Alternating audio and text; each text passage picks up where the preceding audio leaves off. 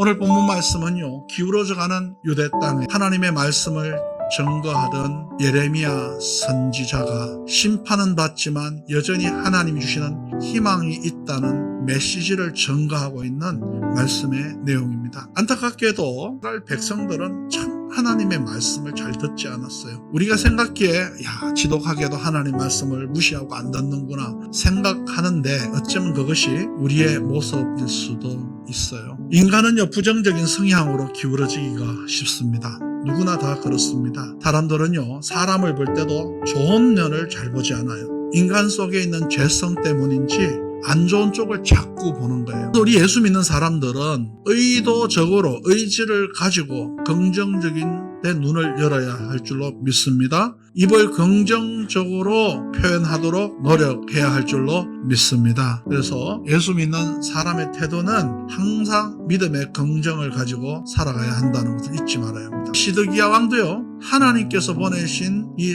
선지자 예레미야의 경고를 듣지 않고요, 어떻게 해요? 옥에다가 가둬버려요. 이게 말이나 될 법합니까? 그 대가가 뭡니까? 결국 시드기야 눈 뽑히잖아요. 눈 뽑혀요. 그리고 끌려갑니다. 하나님의 말씀을 거역하고 부정한 결과 망하는 것밖에는 달리 길이 없는 거예요. 자, 그런데 이 와중에 예레미야가 말씀을 외치다가 감옥에 갇히잖아요. 이 감옥에 갇히는데 이 상황 속에서 일어난 이야기가 오늘 본문 말씀에 기록되고 있는 거예요. 이 조국에 다가오는 이 불길한 심판의 예언을 하면서 체포되어 감옥에 갇혔는데 그때 누가 찾아와요? 친척인 하나멜이 찾아왔다. 성경에 보면 그렇게 말합니다. 친척 하나멜이 찾아와서 아나도 땅에 있는 내 밭을 사라 그럽니다. 그리고 이 기업 물을 권리가 내게 있느니라 그렇게 얘기합니다. 하나님께서요, 이스라엘의 토지 제도는 부가 다른 데로 가지 못하도록 그 가문이 계속 가질 수 있도록 한 땅을 가지고 있는 사람이 어려워지게 되면 그 가까운 친족에게 팔게 했어요. 그래서 이 예레미야가 감옥에 있는데 하나멜이라는 사람이 지금 어려워져서 땅을 팔아야 하는데 이 예레미야가 기업 물을 자여서 예레미야를 찾아온 거예요. 근데 예레미야는 뭘 알고 있어요? 나라 망할 것을 알고 있어요. 나라가 곧 망하는 걸 알고 있어요. 하나님으로부터 음성을 들었거든요. 근데 나라 잃을 판국에 무슨 토지가 필요해요. 외부에 다 뺏길 텐데, 짓밟힐 텐데 무슨 부동산이 필요하지 않잖아요. 그런데 예레미야가 밭을 사기로 결정합니다. 왜냐하면 하나님께서 사라고 하셨기 때문에. 하나님께서 왜 사라고 하셨어요? 하나님의 메시지를 전달하기 위해서요. 오늘 이 예레미야가 이 아나돗에 있는 땅을 사는 것도, 하나님이 사게 하시는 것도 메시지가 있기 때문에 그래요. 하나님께서 전하고자 하는 메시지.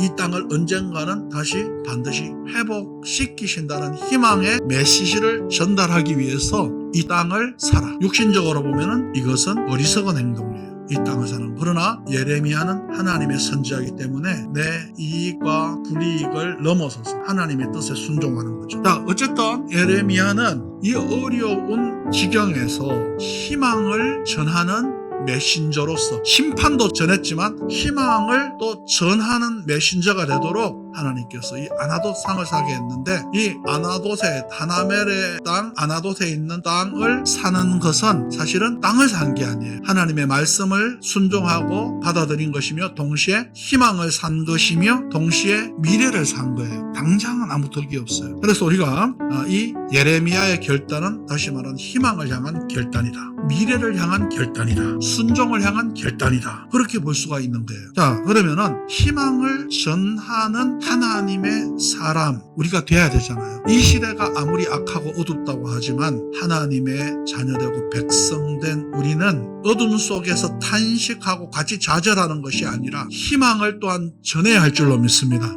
심판도 전해야 하지만 희망도 전해야 하는 거예요.